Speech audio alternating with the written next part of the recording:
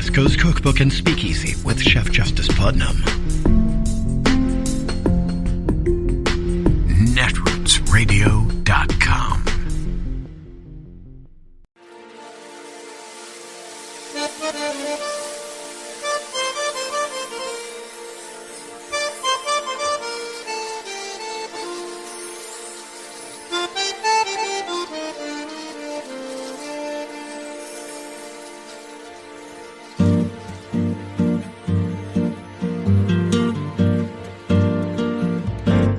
Je voudrais du soleil vert, des dentelles et des théières, des photos de bord de mer, dans mon jardin d'hiver.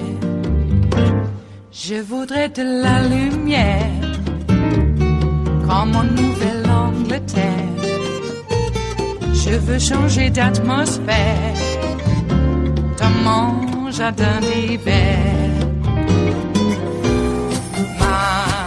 Ma fleur sous la pluie de novembre, tes mains qui courent, je n'en peux plus de t'attendre. Les années passent, il est long, là je tombe. Nul ne peut nous entendre.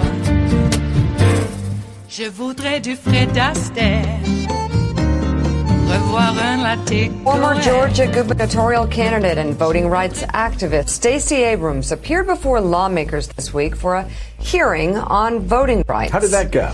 It went pretty well. Mm-hmm. I mean, she kind of knows her stuff, you know. Yeah. At one point, Republican Senator John Kennedy pressed her on... How did that go? Well, she really, you know, she knows her stuff. I think it went pretty well. Yeah. Kennedy pressed her on her stance against Georgia's new voting law. You know, the one we've been talking about for weeks, asking her to list specific provisions that she disagrees with. How did that go? Pretty good. Take a look. Tell me, you're against the Georgia bill, I gather. Is that right? I'm against certain provisions of it, yes. Okay, I think you've called it a racist bill. Am I right?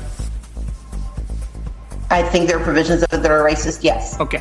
Tell me specifically, just give me a list of the provisions that you object to.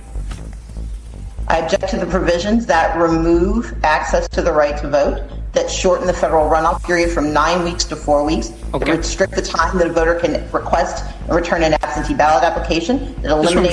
Slow down for me, because our audio is not real good here. Certainly. Could you start over for me?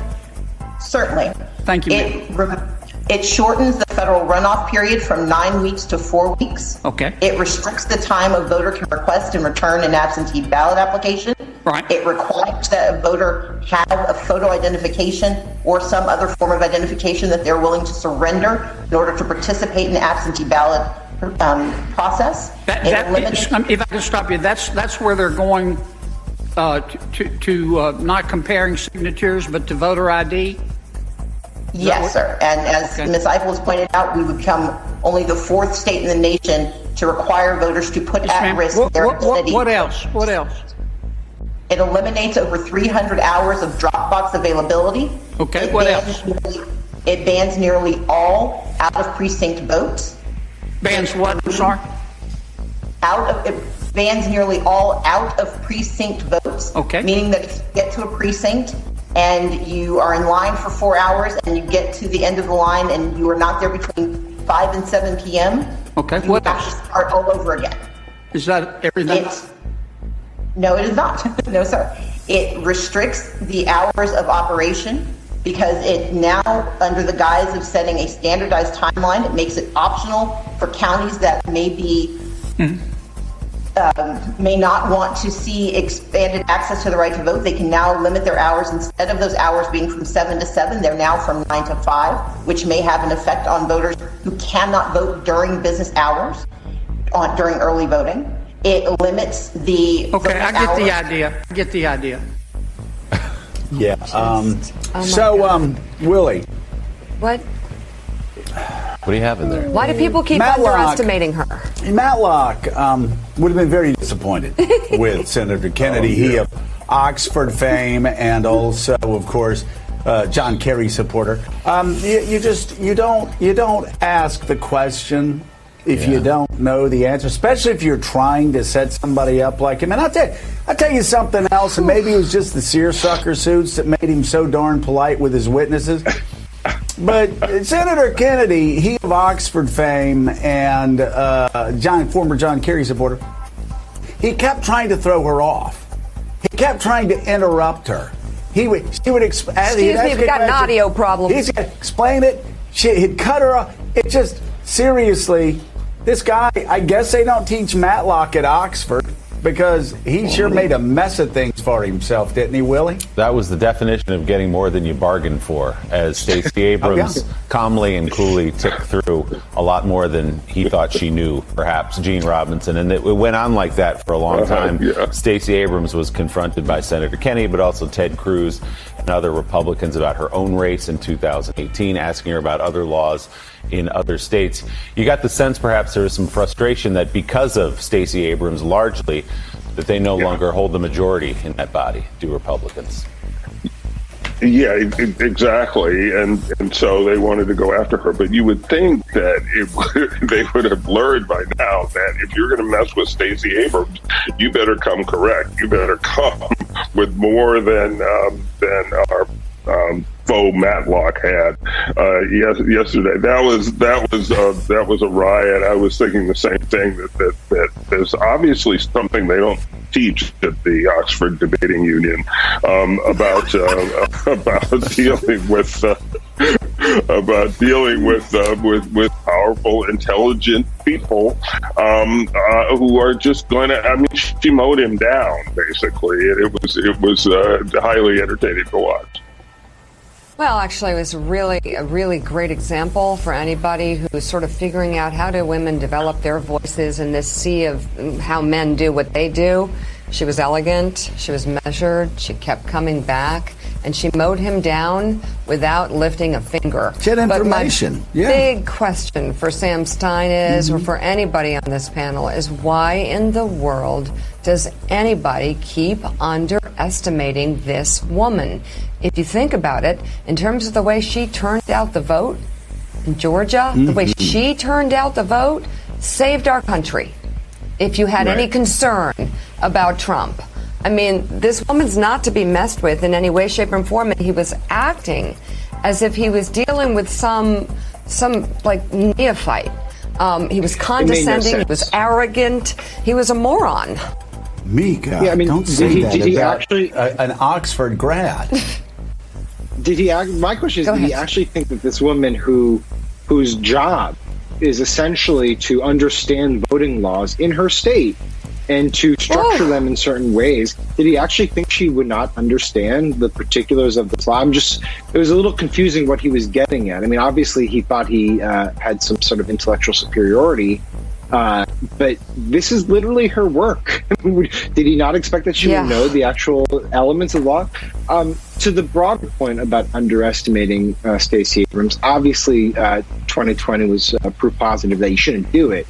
I think there's something else to discuss here, and this is not in any way to say that these voting laws are not malignant or anything like that. But oftentimes when states do pass these restrictions on voting, they have a paradoxical effect. They inspire or encourage or motivate people to go to the polls because precisely they feel targeted by the state apparatus. They look at it and say, oh, they don't want me to vote. I'm going to just wait even more hours in line to do so.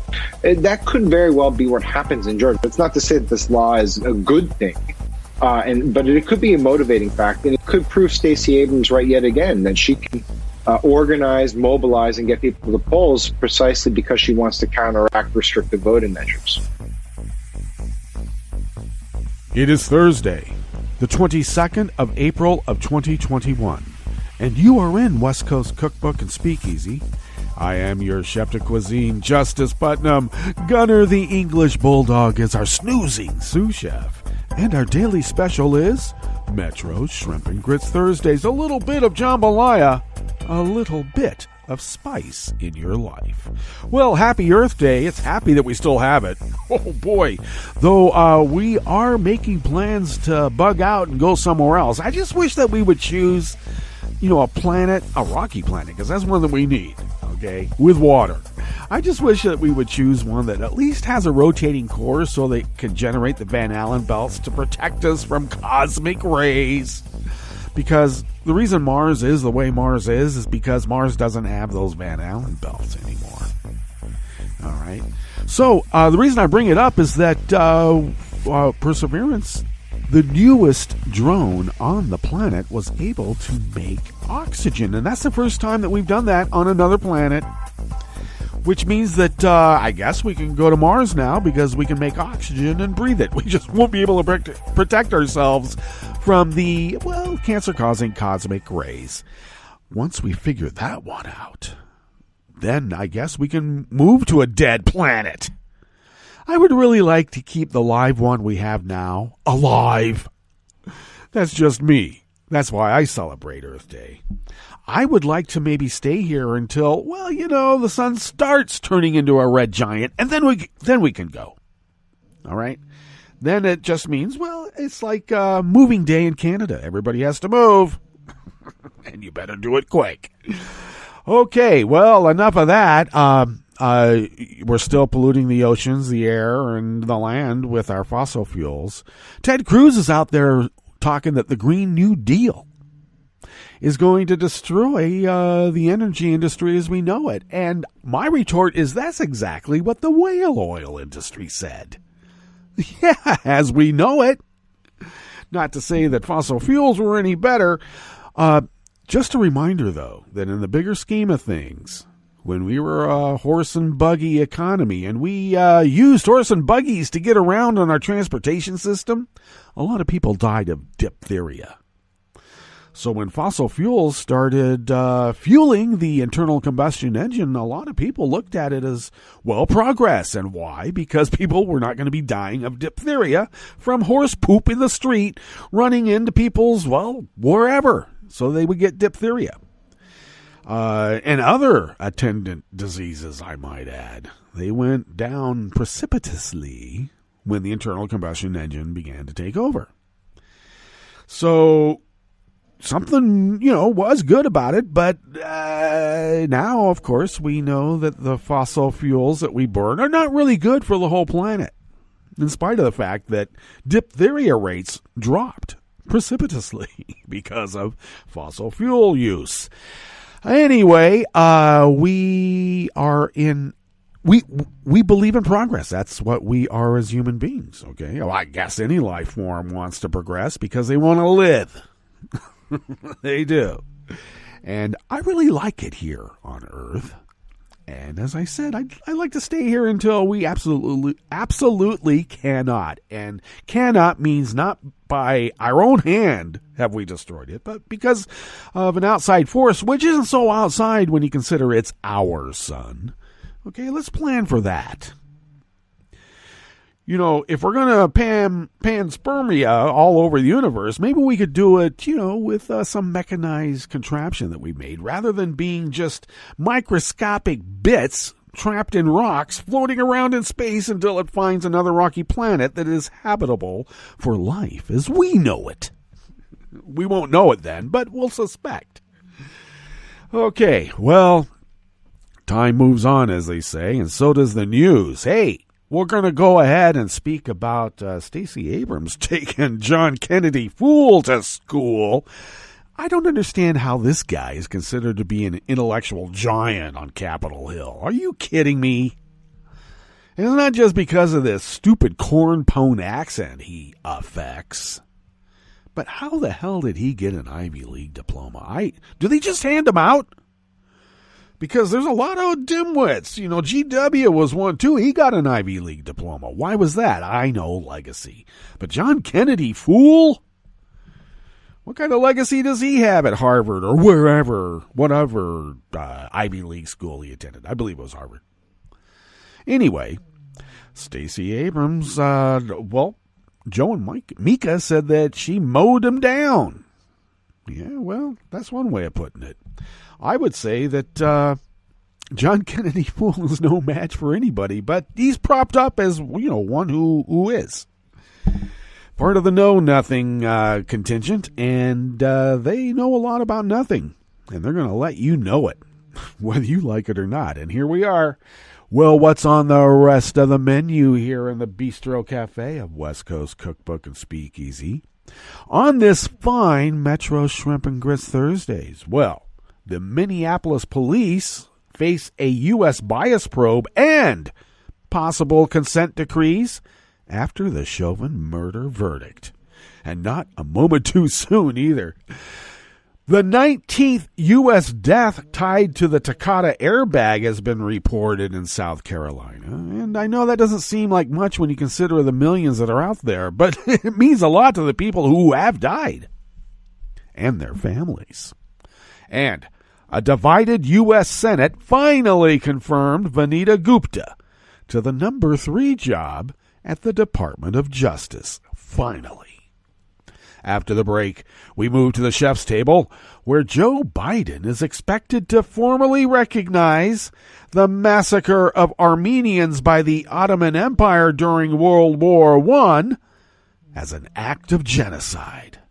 And the International Olympic Committee ruled that taking a knee during the Tokyo Olympics or lifting a fist in support of racial equality will be severely punished. What about if you raise a fist for racial inequality? All that and more on West Coast Cookbook and Speakeasy.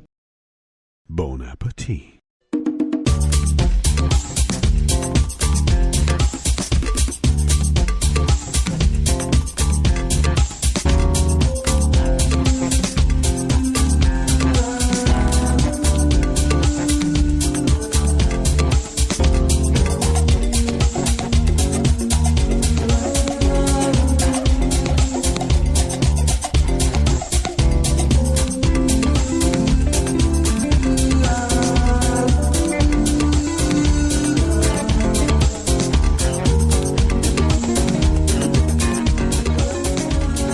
Bottom of our homepage at netrootsradio.com. To the right of the page is our chat room link, and the chat room is monitored by Kelly Lincoln. Thank you, Kelly. To the left of that chat room link near the bottom of our homepage at netrootsradio.com is the link to our Patreon page. If you could become a recurring Patreon of Netroots Radio and possibly send us the equivalent of what you might spend on, say, an espresso-type coffee drink. If you could send those funds to us once a month, we're able to stretch those dollars beyond compare because, well, we have some of our own dollars that we amass. Yeah. We dip into our own wallets too, but we would still be unable to do this without your help. And if you could send those espresso-type coffee drink funds our way, I repeat, we can stretch those dollars beyond compare. We are then able to pay our bills, which allows us to fly under the radar and continue resisting as we have for the past 10 years of 24/7, 365 continuous resistance radio as the founders originally intended. Thank you for your generosity, and thank you to those who can be so generous in the future because we intend to continue what we have started. If you would like to follow Netroots Radio on Twitter, it is so simple. You just go to @NetrootsRadio. Tom takes care of that. Thank you, Tom. I take care of me, and who am I? Well, I am @JusticePutnam on Twitter. Go ahead, follow me there because I post the show notes and links diary. I guess you could follow me on Daily Kos, but I do post the show notes and links diary on Daily Kos about 10 minutes before showtime. And then post that up on Twitter and other social media platforms because that's what you do. Follow the show on Twitter @CookbookWest. And please do pick up podcasts by way of Spreaker, Stitcher, TuneIn, iHeart, YouTube, iTunes, and wherever podcasts can be found. Alrighty.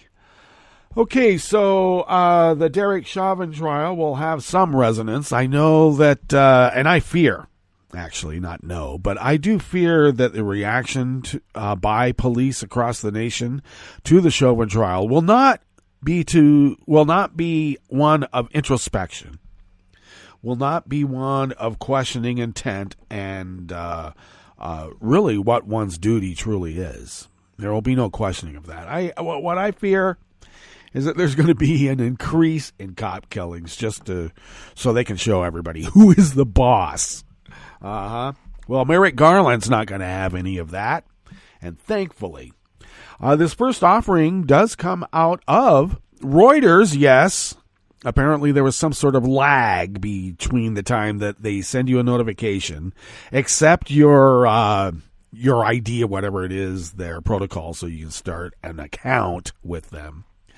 But I am now able to access Reuters and read their full articles, at least for now, until they say, yeah, well, you have to pay us more than what your academic father had to pay to the Huntington Library for a year. Okay? If people remember who and what the Huntington Library was and its import to academe. Anyway, Reuters wants to get more money than the Huntington Library would get from scholars. But hey, that's the way it goes. Sarah Lynch and Jan Wolfe bring us this first offering here in the Bistro Cafe of West Coast Cookbook and Speakeasy, Metro's Shrimp and Grits Thursdays. The U.S. Justice Department yesterday, Wednesday, launched a sweeping civil investigation into policing practices in Minneapolis following a jury's verdict that former city police officer Derek Chauvin murdered George Floyd.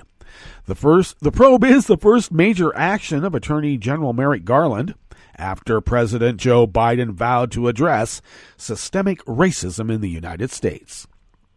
It will consider whether the department engages in a pattern or practice of using excessive force, including during protests. He added, meaning Merrick Garland, it will also examine whether the department engages in discriminatory conduct and whether its treatment of those with behavioral health disabilities is unlawful. Chauvin's conviction was a milestone in the fraught racial history of the U.S. and a rebuke of law enforcement's treatment of black Americans. Floyd's death was one in a long list of police killings that prompted nationwide protests.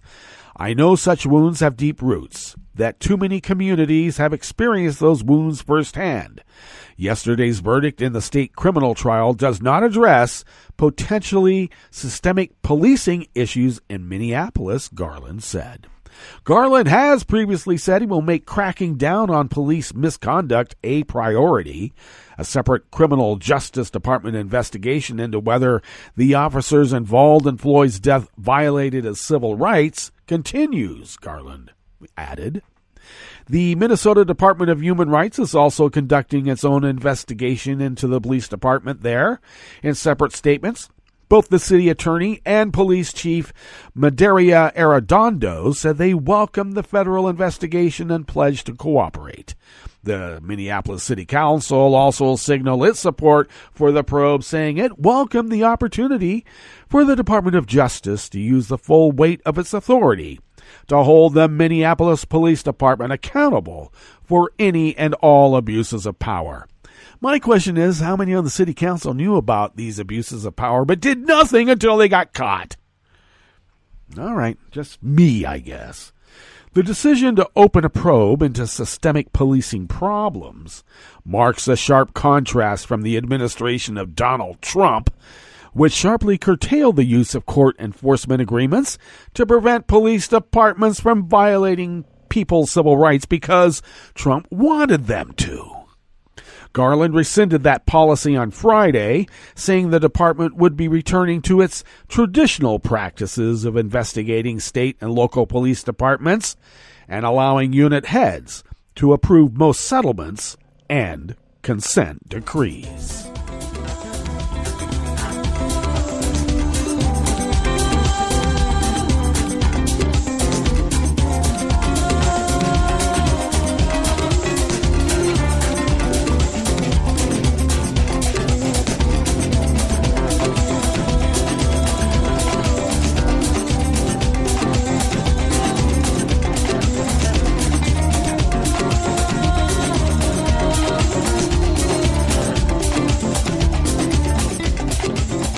David Shepardson of Reuters brings us this next offering here in the Bistro Cafe of West Coast Cookbook and Speakeasy.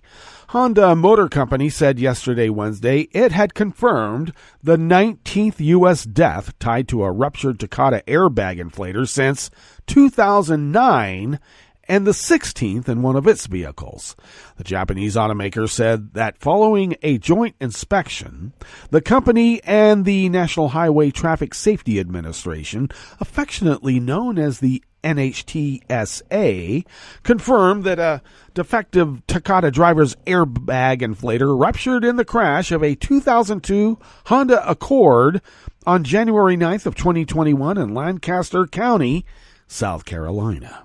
The defect, which leads in rare instances to airbag inflators rupturing and sending dangerous metal fragments flying, prompted the largest automotive recall in history. More than 400 injuries are also tied to faulty Takata inflators and at least 28 deaths worldwide. There have been 2 U.S. Takata deaths in Ford vehicles and 1 in a BMW. The Takata recalls cover about 100 million inflators among 19 major automakers worldwide, including about 67 million inflators in the United States. The vehicle involved in the fatal crash had been under recall since April of 2011. Honda said it made more than 100 attempts to reach owners of this vehicle, including mail notices, phone calls, emails, and in-person canvassing visits. Honda records indicate the recall repair was never completed. Honda said the driver killed in the crash was not the registered owner of the vehicle. The NHTSA said in January that 50 million of the 67 million recalled inflators have been repaired or are otherwise accounted for. The agency also noted that there were 2 deaths in 2020 and that it was paramount automakers maximize the tools they have developed over the last 5 years and identify potential new tools and opportunities for increasing repair rates. The NHTSA declined to comment on the latest Takata death.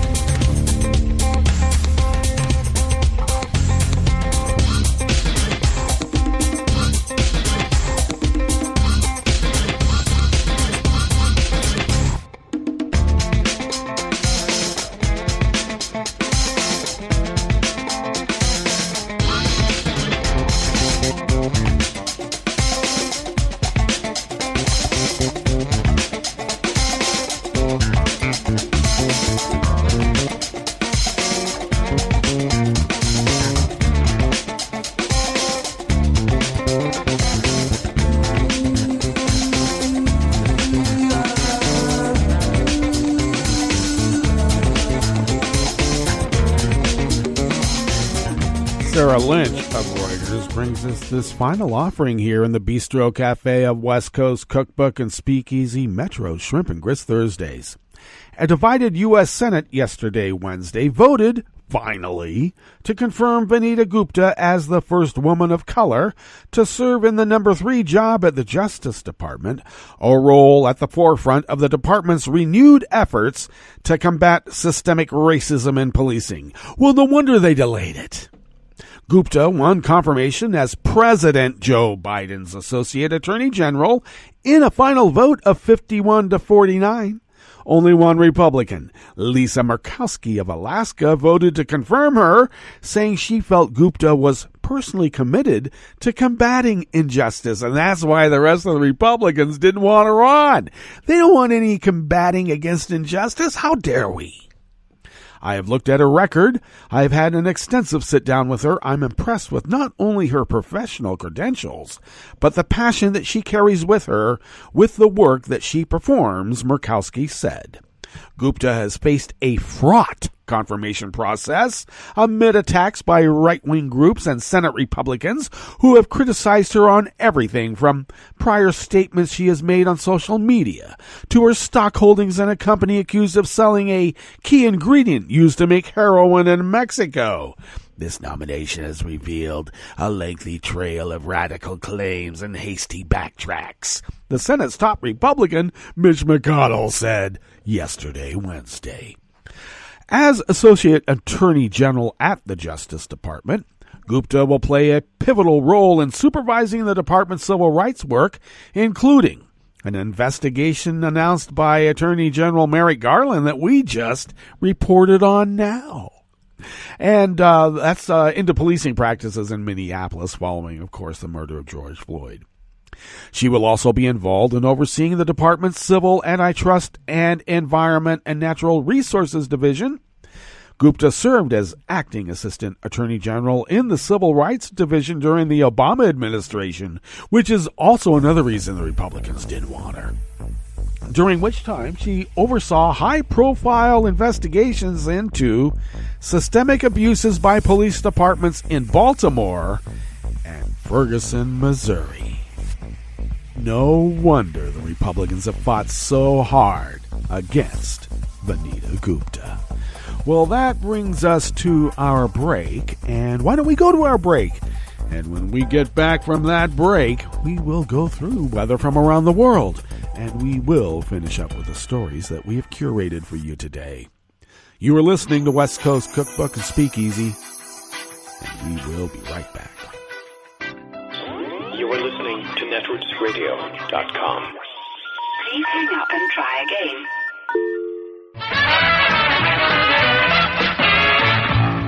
From a point at sea to the circles of your mind, a new force is at work for planetary transformation.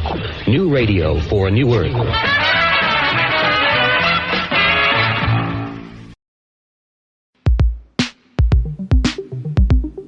This is Scientific American's 60-Second Science. I'm Shayla Farzan. Every honeybee colony has its own unique scent, like a fingerprint, and bees use that scent to recognize their nestmates, basically saying, you smell like me, so I'm going to let you into the colony. But here's the mystery. If you transfer a baby bee into a new hive, not only does the colony accept it, but that bee will eventually smell like its adopted nestmates, even though they're not genetically related. This kind of got us thinking, perhaps it's not actually the genetics of the bee, it's actually the genetics of the microbes that live within the bee. Cassandra Vernier is a postdoctoral researcher at the University of Illinois. She knew gut microbes could affect the scent and communication of other animals, like hyenas. So she and her co-authors designed a series of experiments to test whether microbes also change the scent compounds coating the outside of honeybees, known as cuticular hydrocarbons. In one experiment, they fed different gut microbes to newly hatched sister bees.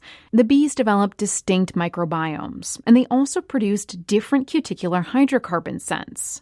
But on the other hand, if they were treated with different inoculums, they recognized each other as non-nestmates or intruders, and they attacked each other, usually in the form of biting each other. In other words, bees from the same colony did not recognize each other when they had different gut microbes. Washington University biology professor and co-author Yehuda Ben-Shahar says the microbes are changing the bees physiologically and controlling their complicated social behaviors. But he adds, this relationship is mutually beneficial for the bacteria and the bees. The bees depend on these. I mean, they have to have some of these bacteria. So the idea is that you have a system where this relationship serves the biology of both the bacteria and the host, and it gets to a point where it's obligatory. Being able to distinguish nestmates from invaders is absolutely critical, Ben-Shahar says. Without that ability, bees would be vulnerable to nest parasites and to other bees looking to steal their most precious commodity, honey. And so the entrance fee must be paid, not in dollars, but in cents. For Scientific American's 60-Second Science, I'm Shayla Farzan. Hi, it's Tom. Could we humbly suggest your donation to netrootsradio.com. All we've got to run this 24-hour powerhouse of progressive resistance radio is what comes out of our own wallets. And you are our biggest donor. And it doesn't take much, $3, $5. Just go to the bottom of our netrootsradio.com page and hit our secure donate button. Heck, you can even make a recurring contribution. So donate what you'd like at the bottom of our netrootsradio.com's homepage. Because you are our biggest donor. netrootsradio.com. Together, we are Resistance Radio.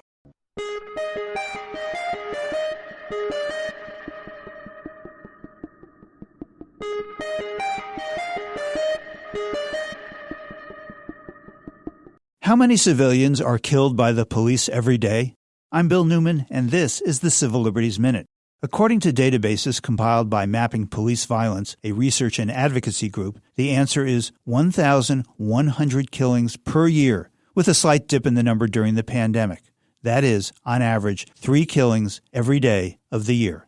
That average of 3 killings a day includes death by guns and by other means, such as the George Floyd death. And year after year, the numbers do not change. Law enforcement officers have the right to use lethal force when they reasonably fear that they or someone else are at imminent risk of injury or death. Of those police killings, 1.1% of the officers are charged with murder or manslaughter. Jurors, generally, don't want to second-guess an officer's decision to use lethal force. So, of those 1.1% who are charged, approximately 70% are acquitted. And of the 30% of the 1.1% who are convicted, most are convicted of a lesser offense. There are myriad reasons for these killings. Many of the people shot are in the throes of a mental health breakdown. Bias clearly plays a part. What is clear beyond all doubt is that there are far too many deaths, and that the time to reimagine public safety and to reduce unnecessary police-civilian encounters where emotions run high, the time to do that is now, right now, today, before 3 more people die. The Civil Liberties Minute is made possible by the ACLU, because freedom can't protect itself. What if we took monopoly out of our daily diets? Busting the power of abusive and arrogant food monopolists would be of such immediate benefit to the bottom lines of farmers, consumers, and workers that even middle-of-the-road congressional Democrats and a few Republicans are turning into Rooseveltian trustbusters. New Jersey Senator Cory Booker, for example, usually a reliable defender of corporate interests, sees the connection between inner-city food deprivation and the consolidation of power by industrial farm and food profiteers, which, he says, are contrary to our very idea of farming in our country. Working with progressive grassroots groups like Food and Water Action and Family Farm Action, Booker is sponsoring the Farm System Reform Act, a comprehensive proposal to overhaul major parts of the broken food structure.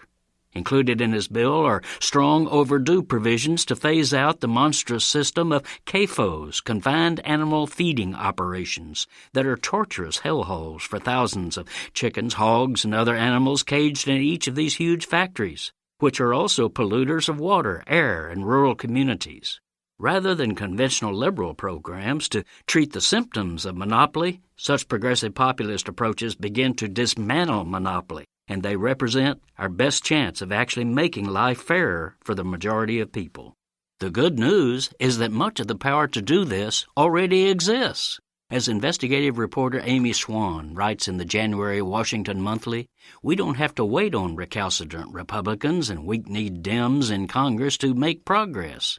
A toolshed of laws that were put in place during the past 100 years to counter monopoly power are still on the books. They're stored in the Ag Department, SEC, Justice Department, and many other drawers of public power. This is Jim Hightower saying, let's put them to work. The Hightower Radio Lowdown is brought to you by the Lowdown Happy Hour, now live streaming on Facebook from the Chat and Chew Cafe. So grab a libation, pull up a virtual chair, and join our freewheeling conversations with political mavericks, musical agitators, and kick-ass grassroots groups. The Lowdown Happy Hour will connect you to good trouble activists who are building people power across America. Get the lowdown at hightowerlowdown.org. I read the news today, oh boy. It's time for Nicole Sandler's What's News from NicoleSandler.com and the Progressive Voices Network. Thursday is Earth Day. What better way to mark the occasion than to host 40 world leaders for a virtual climate summit?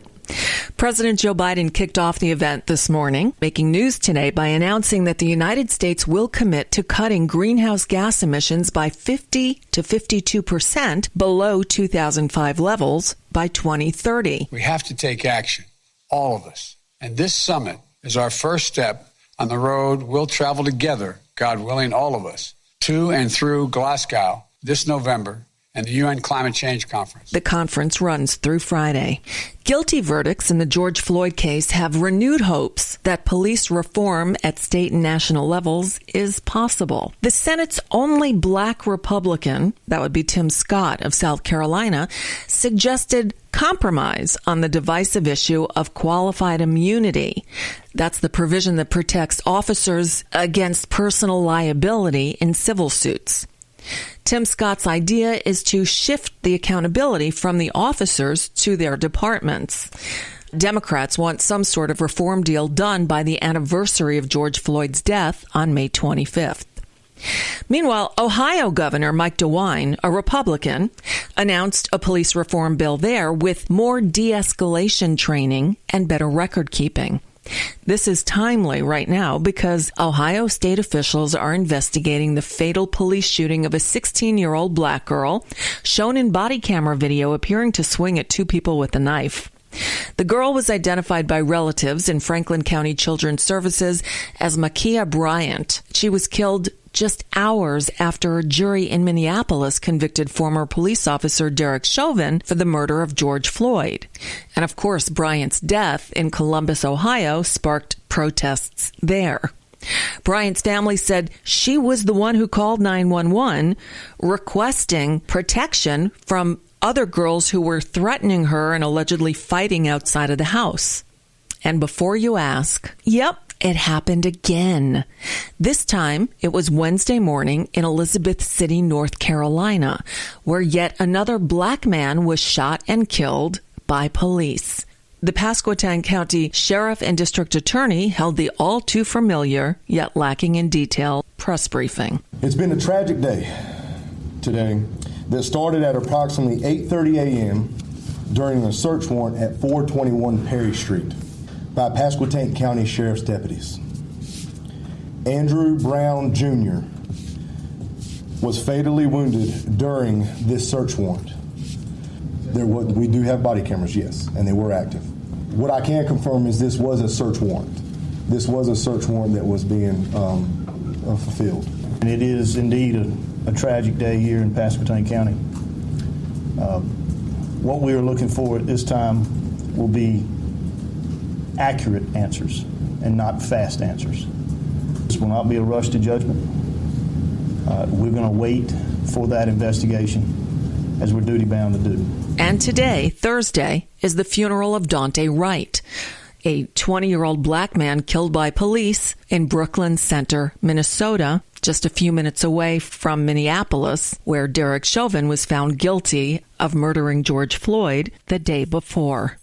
Well, thankfully, Attorney General Merrick Garland announced Wednesday afternoon that the Justice Department is launching a civil investigation of the Minneapolis Police Department to determine whether it, quote, engages in a pattern or practice of unconstitutional or unlawful policing. The investigation I am announcing today will assess whether the Minneapolis Police Department engages in a pattern or practice of using excessive force, including during protests. The investigation will also assess whether the MPD engages in discriminatory conduct and whether its treatment of those with behavioral health disabilities is unlawful. It will include a comprehensive review of the Minneapolis Police Department's policies, training, supervision, and use of force investigations. Garland's announcement came a day after a jury found former Minneapolis police officer Derek Chauvin guilty on murder and manslaughter charges for the killing of George Floyd.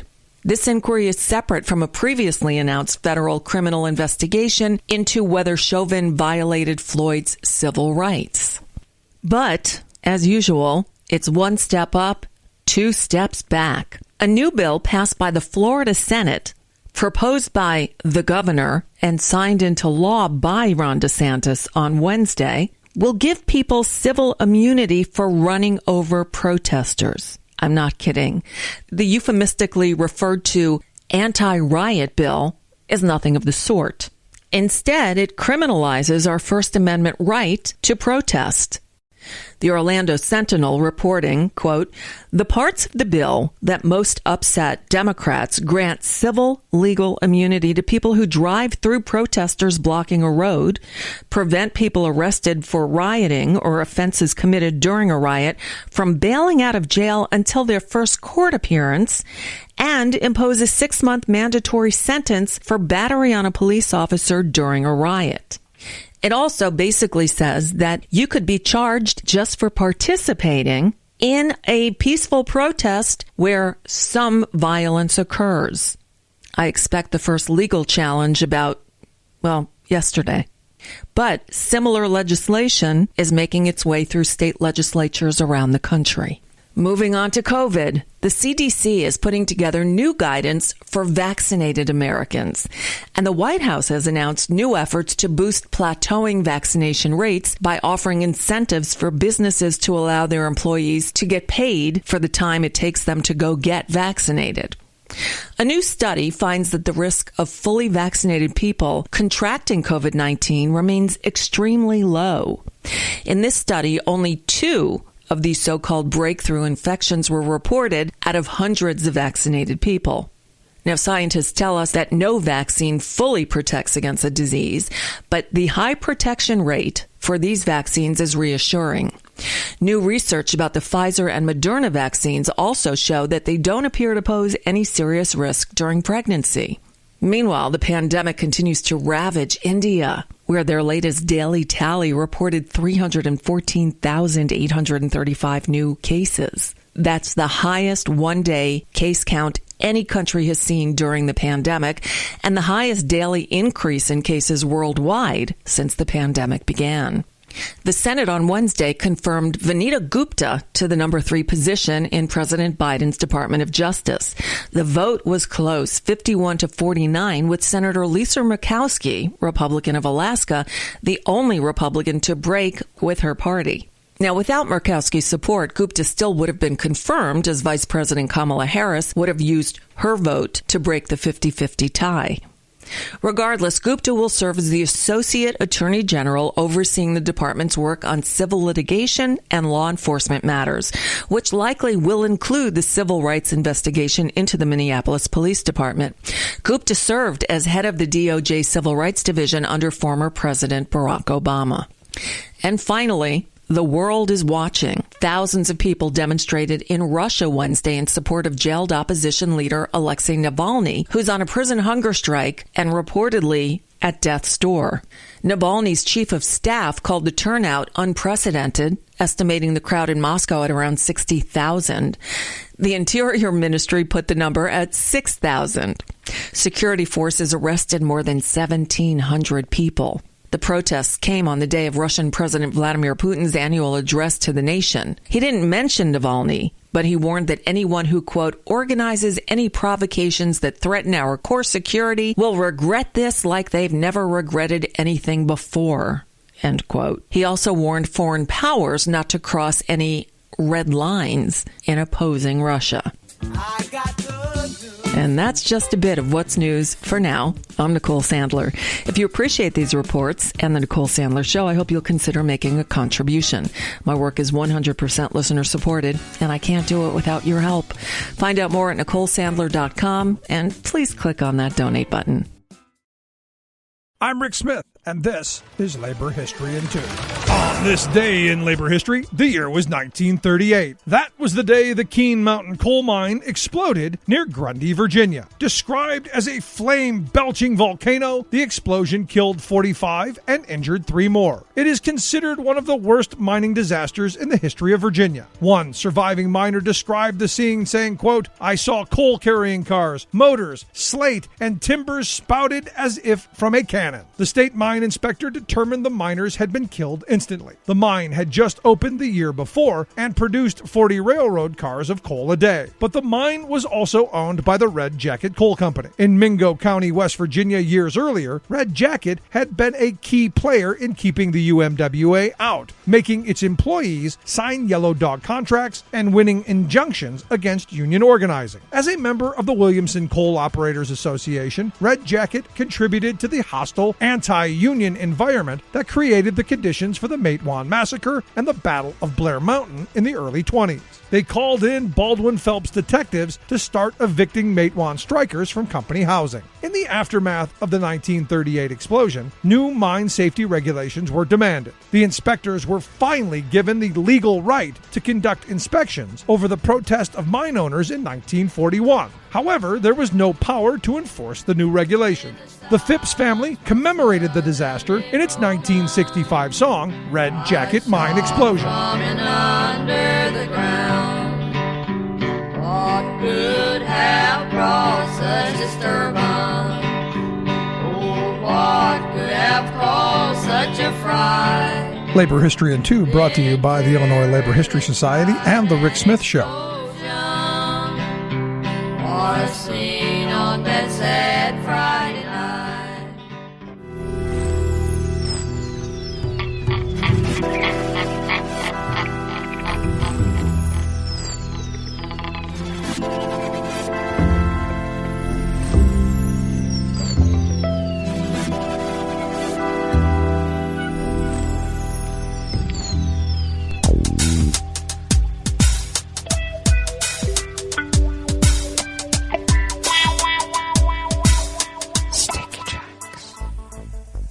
Thank you for accompanying us here to the chef's table at West Coast Cookbook at Speakeasy, Metro's Shrimp and Grits Thursdays.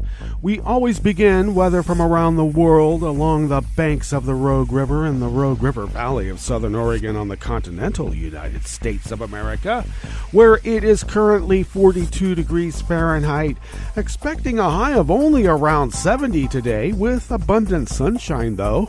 Winds out of the northwest at 5 to 10 miles per hour. Clear to partly cloudy overnight with lows, oh my gosh, in the mid to upper 30s. Winds out of the north-northwest at 5 to 10 miles per hour. Partly cloudy skies tomorrow morning will give way to cloudy skies during the afternoon with a high of only around 68. Only. Winds will be out of the northwest at 5 to 10 miles per hour, bringing with it a little less than a quarter of an inch of rain, hopefully starting on Friday. And then Saturday and Sunday we're supposed to get over a quarter of an inch of rain between those 2 days. A small respite and then picking up again on Tuesday. We'll see how that pans out because we would like to have water falling from the sky. Grass pollen is rated as moderate right outside the window here in Rogue River proper.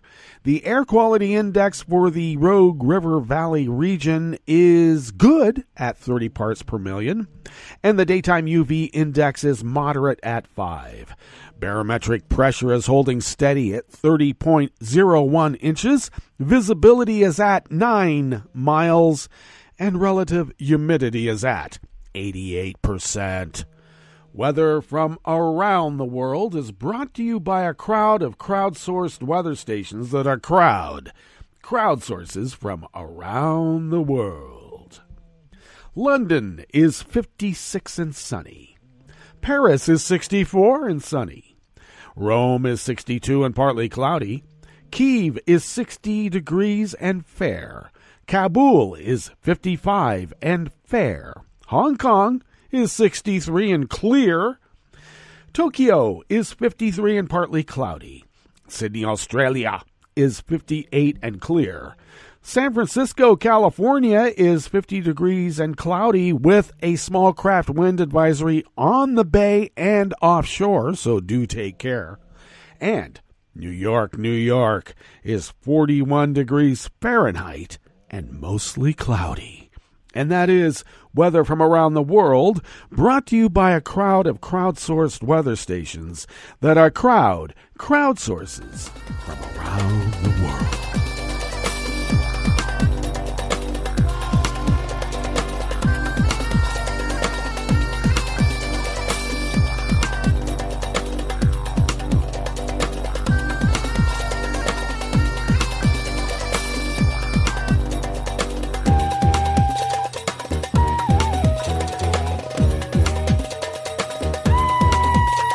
Riya Pamuk, Trevor Honeycutt, and Arshad Mohammed of Reuters bring us this first amuse-bouche here at the Chef's Table at West Coast Cookbook and Speakeasy. U.S. President Joe Biden is expected to formally recognize the massacre of Armenians by the Ottoman Empire during World War I as an act of genocide.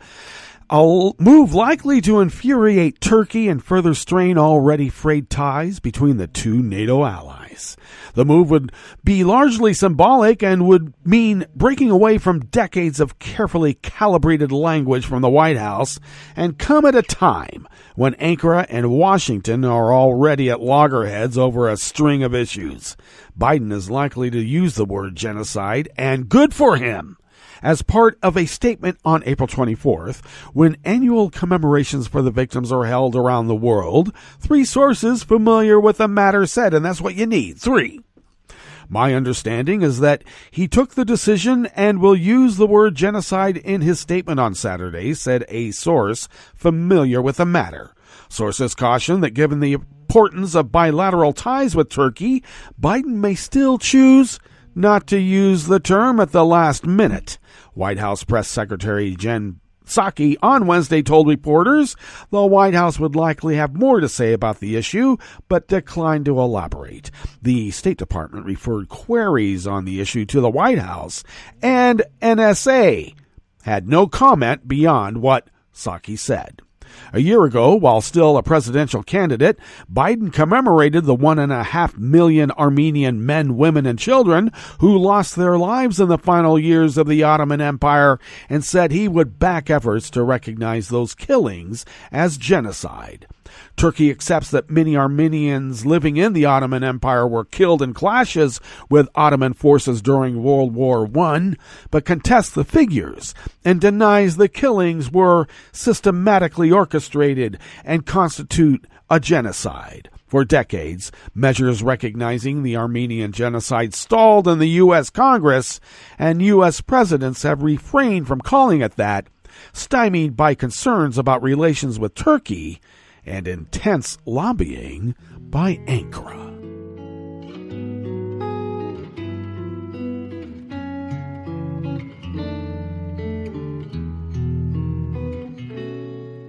Je te donne ce mon amour pour la vie entière, la promesse de me trouver à tes genoux. Aussitôt que tu m'appelles, rester toujours fidèle, c'est tout, c'est tout.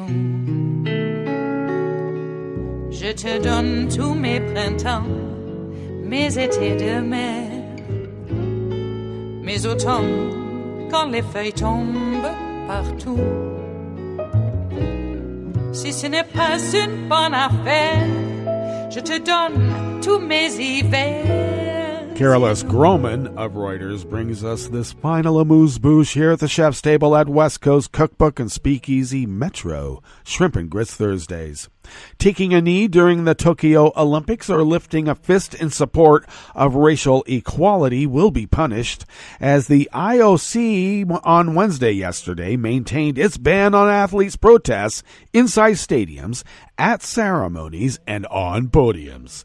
The International Olympic Committee's Rule 50 forbids any kind of demonstration or political, religious, or racial propaganda in venues in any other Olympic area, and the Games body concluded the rule should be maintained following an athlete consultation. You would think raising your fist in solidarity with racial equality wouldn't constitute propaganda. But, we're talking about the IOC here. Against the backdrop of the Black Lives Matter movement, protesting racial injustice, calls have increased in recent months for a change to that rule that would allow athletes to protest. Some international federation chiefs, including World Athletics President Sebastian Coe, have said that athletes should have the right to make gestures of political protests during the Games. The IOC's Athletes Commission chief, Kirsty Coventry, who led a review of the rule, said the majority of athletes consulted were against any protests within the fields of play or the podiums. Coventry said there were a series of recommendations approved by the IOC's executive board, including providing clarity on sanctions, more information against Rule 50, a change of wording of the Olympic oath with messages on inclusion, and producing athlete apparel with inclusive messaging. When asked, however, if athletes would be punished in Tokyo for making political statements, Coventry said, "Yes, that is correct." Well. That brings us to the end of our broadcast period for the day. But you do know Netroots Radio broadcasts on, and we will meet up tomorrow for Blue Moon Spirits Fridays.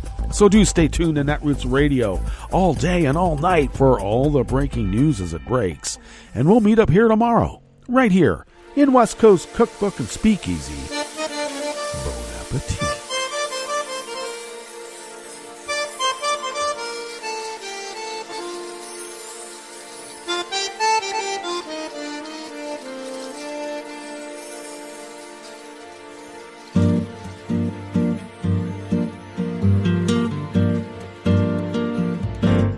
Je voudrais du soleil vert, des dentelles et des théières, des photos de bord de mer, dans mon jardin d'hiver. Je voudrais de la lumière, comme en Nouvelle-Angleterre. Je veux changer d'atmosphère, dans mon jardin d'hiver. Ma fleur sous la pluie de novembre, tes mains qui courent, je n'en peux plus de t'attendre. Les années passent, qu'il est loin, là je tombe. Nul ne peut nous entendre. Je voudrais du Fred Astaire, revoir un latte Goer. Je voudrais toujours te plaire dans mon jardin d'hiver. Je veux déjeuner par terre, comme au long de golfe clair, t'embrasser les yeux ouverts dans mon jardin d'hiver.